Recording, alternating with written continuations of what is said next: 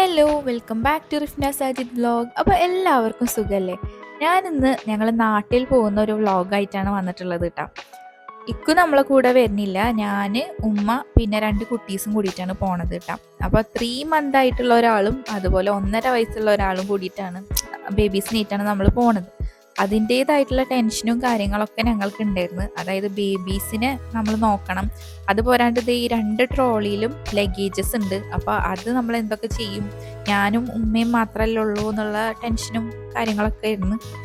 അപ്പം നമ്മൾ നാട്ടിൽ വരാനുള്ള മെയിൻ കാരണം എന്ന് പറയുമ്പോൾ അയിൻ ബേബിനെ എൻ്റെ വീട്ടിലുള്ള ആരും കണ്ടിട്ടില്ല, ഫാമിലിയിലുള്ള ആരും കണ്ടിട്ടില്ല.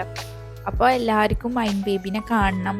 പിന്നെ ജൂലൈയിലായിട്ട് എനിക്ക് എൻ്റെ ഒരു കസിൻ്റെ മാരേജ് ഉണ്ട്, അപ്പോൾ അതിന് കൂടണം. അങ്ങനെയൊക്കെയുള്ള പ്ലാനിങ്ങിലാണ് നമ്മൾ നാട്ടിലേക്ക് പോവാന്ന് തന്നെ വിചാരിച്ചത് കേട്ടോ. ഇക്കുന് വരാൻ പറ്റാത്ത എന്താണെന്ന് വെച്ച് കഴിഞ്ഞാൽ ഇക്കുന് ഈ ഒരു ടൈമിൽ ലീവില്ല. പിന്നെ ഭയങ്കര എക്സ്പെൻസീവ് അല്ലേ ടിക്കറ്റ് റേറ്റ് ഒക്കെ ഈ ഒരു ടൈമിൽ. എന്നാലും ഇപ്പോൾ ഉമ്മയുടെ കൂടെ വന്നു കഴിഞ്ഞാലാണ് ഞങ്ങൾക്ക് പോകാൻ പറ്റുള്ളൂ. കല്യാണത്തിൻ്റെ ടൈം ആകുമ്പോഴത്തേക്കും ഇക്കൊന്ന് ലീവ് സെറ്റ് ആവില്ല. അപ്പോൾ ഞങ്ങൾക്ക് കല്യാണം കൂടാനൊന്നും പറ്റില്ല. അപ്പോൾ പിന്നെ ഉമ്മയുടെ കൂടെ തന്നെ വരാമെന്ന് വിചാരിച്ച് അങ്ങനെ നമ്മൾ റാസൽ കൈമ ടു കൊച്ചി ആണ് നമ്മൾ ഫ്ലൈറ്റ് എടുത്തിട്ടുണ്ടായിരുന്നത്. അപ്പോൾ എയർ ഇന്ത്യ എക്സ്പ്രസ്സിലാണ് കേട്ടോ വരുന്നത്. അങ്ങനെ നമ്മൾ റാസൽ കൈമ എയർപോർട്ടിൻ്റെ ഉള്ളിൽ നിന്നുള്ള പ്രൊസീജിയറൊക്കെ നമ്മളെ ലഗേജ് വിടലും കാര്യങ്ങളൊക്കെ ചെയ്യാൻ ഇക്കുനും ഉള്ളിലേക്ക് കയറാൻ പറ്റിയിട്ടുണ്ടായിരുന്നു. അപ്പോൾ അത് അത്ര വലിയ പ്രശ്നം ഉണ്ടായിരുന്നില്ല.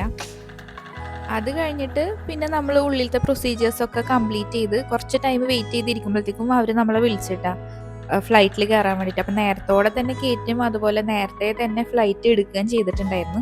അങ്ങനെ നമ്മളിത് അവിടുന്ന് ഒരു ബസ്സിലാണ് നമ്മൾ ഈ ഒരു പ്ലെയിനിൽ കയറണത്. അപ്പോൾ അയിൻ ബേബിയുടെ ആണെന്നുണ്ടെങ്കിൽ ഫസ്റ്റ് ഫ്ലൈറ്റ് എക്സ്പീരിയൻസ് ആണ്. പിന്നെ നമ്മൾ മൈൻഡിൽ എന്തായിരുന്നു എന്ന് വെച്ച് കഴിഞ്ഞാൽ 2 ബേബീസും കൂടിയിട്ട് ഫ്ലൈറ്റിൽ എന്തായിരിക്കും അവസ്ഥ, 2 പേരും കരച്ചിലായി കഴിഞ്ഞ് കഴിഞ്ഞാൽ പിന്നെ നമ്മളും ആകെ ടയേർഡാവും, എന്താ ചെയ്യാന്നൊക്കെ ഉള്ളതിലിരുന്ന്. പിന്നെ ഇതുവരെയും ഒന്നും കുഴപ്പമില്ലാണ്ട് പോയി.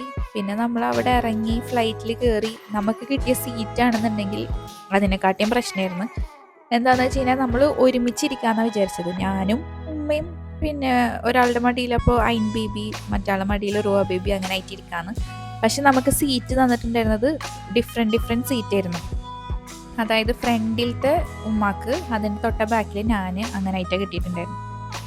അങ്ങനെ പിന്നെ നമ്മൾ ഒന്നിച്ചിരിക്കാമെന്ന് വിചാരിച്ചിട്ട് എൻ്റെ അടുത്ത് ഇരിക്കുന്ന ആളോട് പെർമിഷനൊക്കെ ചോദിച്ച് അയാൾ ഫ്രണ്ടിൽ ഇരുത്തിയിട്ട് ഞാനും ഉമ്മയും കൂടി ഒന്നിച്ചിരുന്നു. പക്ഷേ അപ്പോൾ അവർ വന്നിട്ട് പറഞ്ഞിട്ടുണ്ടായിരുന്നു, ക്യാബിൻ ക്രൂ വന്നിട്ട് പറഞ്ഞ് 2 ഇൻഫൻസ് ആയ കാരണം കൊണ്ട് ഒന്നിച്ചിരിക്കാൻ പറ്റില്ല, ഒരു ഓക്സിജൻ മാസ്ക് ആണ് ഒരു റോൾ ഉണ്ടാവുക, അപ്പോൾ 2 പേരും സെപ്പറേറ്റ് ആയിട്ട് തന്നെ ഇരിക്കേണ്ടി വരും എന്ന് പറഞ്ഞിട്ട് നമ്മൾ വേറെ തന്നെയാണ് ഇരുന്നത്.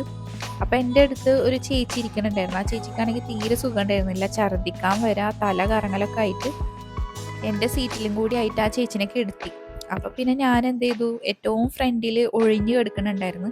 അപ്പോൾ ഞാൻ അവിടെ പോയിരിക്കാന്ന് പറഞ്ഞിട്ട് ഫ്രണ്ടിൽ വന്നിരുന്ന്. പിന്നെ നമ്മൾ സ്നാക്സ് ഐറ്റംസ് ഒക്കെ കുറേ കൊടുത്തിട്ടുണ്ടായിരുന്നു കഴിക്കാൻ വേണ്ടിയിട്ട്, ബർഗർ ഉണ്ടാക്കി കൊടുത്തിട്ടുണ്ടായിരുന്നു. അങ്ങനെ അതൊക്കെ കഴിച്ച് ഞാനിങ്ങനെ വേറെ പണിയൊന്നും ഇല്ലാത്ത പോലെ ഇങ്ങനെ ഇരിക്കുകയായിരുന്നു ഫ്രണ്ടിൽ. കാരണം വർത്താനം പറയാനും ആരുമില്ലല്ലോ, ഉമ്മ ബാക്കിലായി പോയി. ഉമ്മ റൂബയും കൂടിയിട്ട് അവിടെ ഇരിക്കണം, ഞാനും അയിൻ ബേബിയും ഫ്രണ്ടിലായിട്ടാണ് ഇരിക്കണത്.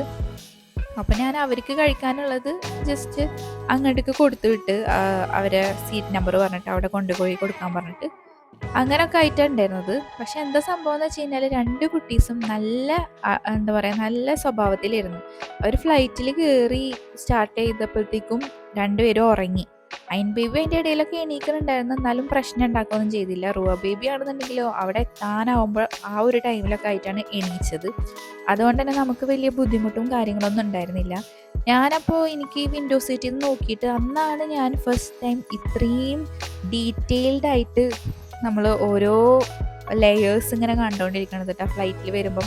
അപ്പോൾ ഫ്ലൈറ്റ് നമ്മൾ കൊച്ചി എയർപോർട്ടിൽ എത്താനാവുമ്പം അതിങ്ങനെ ലാൻഡ് ചെയ്യുന്ന ടൈമിലേക്ക് ഉള്ള ഡിഫറൻസ് ഇങ്ങനെ കണ്ടുകൊണ്ടിരുന്നത്.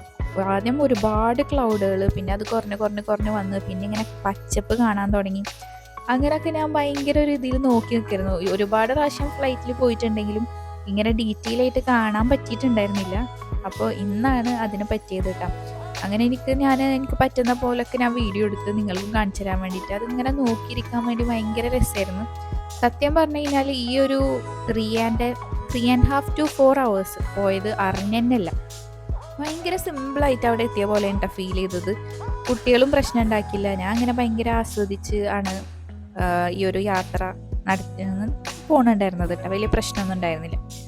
അങ്ങനെ പിന്നെ നമ്മളവിടെ ലാൻഡ് ചെയ്ത് അപ്പം തന്നെ പപ്പയുടെ കോളും വന്നിട്ടാ, എന്താ ഈ ലാൻഡ് ചെയ്താന്നൊക്കെ ചോദിച്ചിട്ട് അവരിവിടെ എത്തിയിട്ടുണ്ടായിരുന്നു.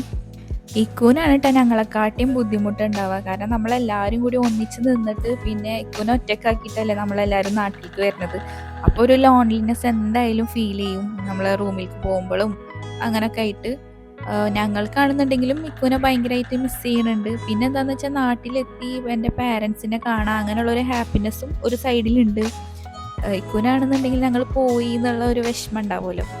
അങ്ങനെ പിന്നെ നമ്മൾ എയർപോർട്ടിൽ എത്തിയതിന് ശേഷം അവിടുന്നും നമ്മളെ ബസ്സിൽ കയറ്റിയിട്ടാണ് അവിടെ എൻട്രൻസിൽ നിർത്തിയത് ബസ്. പിന്നെ നമ്മൾ അവിടെ ഇറങ്ങി.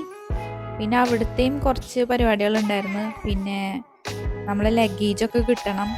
അപ്പോൾ അതിനൊക്കെ വെയിറ്റിങ്ങും കാര്യങ്ങളൊക്കെ ആയിരുന്നു.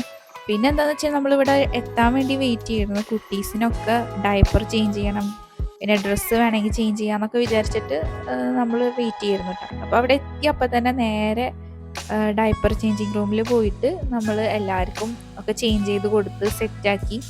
പിന്നെ നമുക്ക് ഈ ലഗേജും നമ്മൾ ഉന്തിയിട്ട് കൊണ്ടുപോകണം. പിന്നെ ബേബീസിനെ എടുക്കണം. അപ്പോൾ ഉമ്മ അതേ അയിൻ ബേബിനെ എടുത്തിട്ട് ലഗേജ് ഉന്തുന്നുണ്ട് ഒരു ട്രോളിയിൽ ഞാൻ റുവാനി എത്തിയിട്ട് അങ്ങനെ ഉന്തി. പുറത്തേക്ക് വന്നപ്പോഴത്തേ അവരെല്ലാവരും എത്തിയിട്ടുണ്ട്. അപ്പോൾ പപ്പ, റിച്ചു, അതുപോലെ റിസ, ഇവർ 3 പേരും കേട്ടോ നമ്മളെ വിളിക്കാൻ വന്നിട്ടുണ്ടായിരുന്നത്. ഉമ്മ വന്നിട്ടില്ല, വേറൊന്നുമല്ല, സ്ഥലം ഉണ്ടായിരുന്നില്ല വണ്ടിയിൽ. പിന്നെ ഞാൻ, ഉമ്മ, കുട്ടികൾ, അതുപോലെ ലഗേജൊക്കെ വെക്കണ്ടേ, അത് കാരണം ഉമ്മ വന്നിട്ടുണ്ടായിരുന്നില്ല. ഉമ്മ എന്നുണ്ടെങ്കിൽ വീട്ടിൽ വെയിറ്റ് ചെയ്തിരിക്കുകയാണ്. എല്ലാവരും വെയിറ്റ് ചെയ്യുന്നുണ്ട്. നമ്മളെ വീട്ടിൽ ഉമ്മ, ആൻറ്റി, ഉപ്പാടെ ഉമ്മ ഒക്കെ വെയിറ്റ് ചെയ്യാണ്. പിന്നെ ചൂണ്ടലാണെന്നുണ്ടെങ്കിലും ഇന്നമ്മ, മാമി, ബാബി, കുട്ടികൾ എല്ലാവരും വെയിറ്റിംഗ് കണ്ടാ നമ്മളെ കാണാൻ വേണ്ടിയിട്ട്. അപ്പോൾ നമ്മൾ പോണ വഴിക്ക് ഫുഡ് കഴിക്കാമെന്ന് വിചാരിച്ചിട്ട് ഈ ഒരു മിൻസ എന്ന് പറഞ്ഞിട്ടുള്ള റെസ്റ്റോറൻറ്റിലാണ് കയറിയിട്ടുണ്ടായിരുന്നത്. നമ്മൾ മിക്കപ്പോഴും കയറുന്ന ഒരു റെസ്റ്റോറൻ്റാണ് ഇത്. നമ്മൾ കൊച്ചി എയർപോർട്ടിൽ ഇറങ്ങിക്കഴിഞ്ഞാൽ പിന്നെ നമ്മളെ വീട്ടിലേക്ക് വരുന്ന വഴിക്കുള്ള ഒരു നല്ല റെസ്റ്റോറൻ്റാണ്. അപ്പോൾ എപ്പോഴും ഇവിടെ കയറിയിട്ട് തന്നെ നമ്മൾ ഫുഡ് കഴിക്കൽ. അപ്പോൾ ഇപ്രാവശ്യം ഇവിടെ കയറിയിട്ട് നമ്മൾ പൊറോട്ട, അതുപോലെ പനീർ ബട്ടർ മസാല, ചിക്കൻ കറി ഒക്കെയാണ് ഓർഡർ ആക്കിയിട്ടുണ്ടായിരുന്നത്. നമ്മൾ ഉച്ചക്കായാലും നല്ല കറക്റ്റായിട്ട് ഫുഡൊന്നും കഴിച്ചില്ലല്ലോ. നമ്മൾ ബർഗർ ഉണ്ടാക്കിയതാണ് ഫ്ലൈറ്റിൽ നിന്ന് കഴിച്ചിട്ടുണ്ടായിരുന്നത്. അതുപോലെ സ്നാക്ക് ഐറ്റംസ് ഒക്കെ ആയിട്ടാണ് കഴിച്ചിട്ടുണ്ടായിരുന്നത്. അങ്ങനെ ഫുഡൊക്കെ കഴിച്ചത് നേരെ നമ്മൾ ചൂണ്ടൽക്കാണ് വന്നത് കേട്ടോ. അപ്പോൾ ഇവിടെ എല്ലാവരും വന്നിട്ട് റുവ ബേബീനെ, അയിൻ ബേബീനെ ഒക്കെ കണ്ട സന്തോഷത്തിലാണ്. അവരെ കളിപ്പിക്കലും കാര്യങ്ങളൊക്കെയാണ് കേട്ടോ.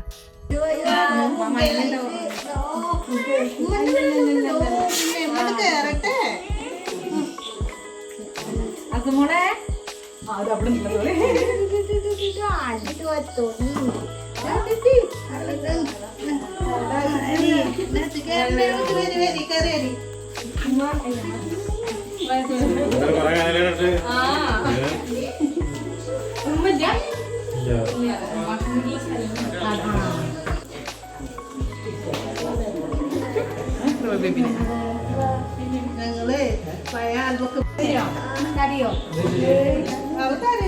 കുട്ടികള്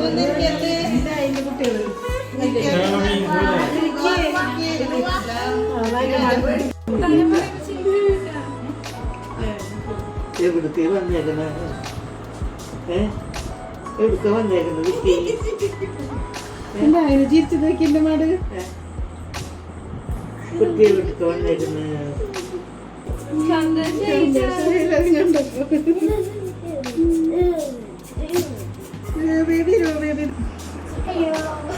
ഇതൊക്കെ പ്ലേ ചെയ്ത് കരഞ്ഞാ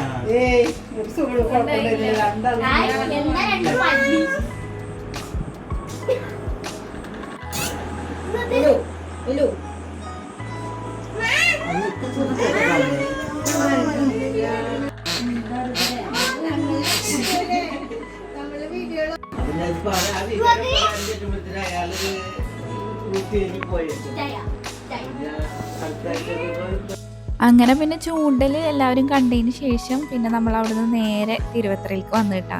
അവിടെ ഉമ്മയും ഉപ്പാടെ ഉമ്മയും ഉർജാൻ്റെയും എല്ലാവരും ഒരു സ്ഥലത്ത് തന്നെ ഉണ്ടായിരുന്നു. അപ്പോൾ പിന്നെ നമ്മൾ നേരെ അവിടെ എത്തിയിട്ടുണ്ട്. അവരുടെ റിയാക്ഷൻ നോക്കി നോക്കാം.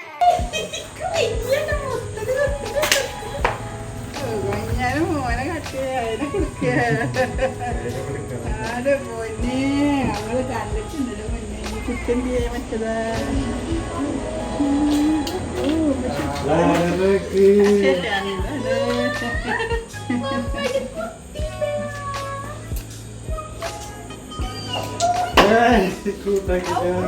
എല്ലാവരുടെ അടുത്തും പോണ്ട്.